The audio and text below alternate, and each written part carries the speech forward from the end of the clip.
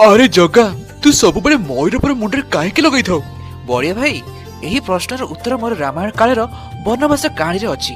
बनवास समय मु आउ देवी सीता एक अरण्यर रास्ता दे गला बेले देवी सीता को बहुत जोरे शोष लगिला, किंतु पाखापाखि मते कौनसी जल मिलला नहीं। तेणु मु लक्ष्मण को देवी सीता पाखे जगाई जलर सन्धान पड़ेली।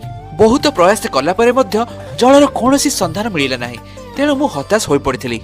एही समय एक मयूरटी मो पाखु आसी कहिला, प्रभु मु आपनक जलाशय पाखक नहीं जीवी, किंतु मु अति प्रखर गति उड़ी थाए। तेणु आपण तो मते अनुसरण करि परिबे नहीं ना, तो गोटे काम आपण करंतु। मु उड़ीला बेले मोर पर झड़े झड़े माटी रे पकई पकई उड़ीबी, आप ता पछे पछे आसंतु। ठीक अछि मयूर, चलो एबे। बड़िया भाई मयूर तार जदि पर अत्यधिक झड़ाई दिए तार मृत्यु हेबार संभावना अधिक बढ़ी जाए। तथापि मयूरटी निज जीवन को खातिर न करी मते जलाशय पाखरे पहुंचाइथिला एवं से जलाशय मु जल आनी देवी सीता को तृष्णा मेंटाइथिली। किंतु एही प्रक्रिया रे मयूरटी निजर जीवन हारि देइथिला। हे मयूर, तुमे आम पई निजर जीवनर बलिदान देइछ।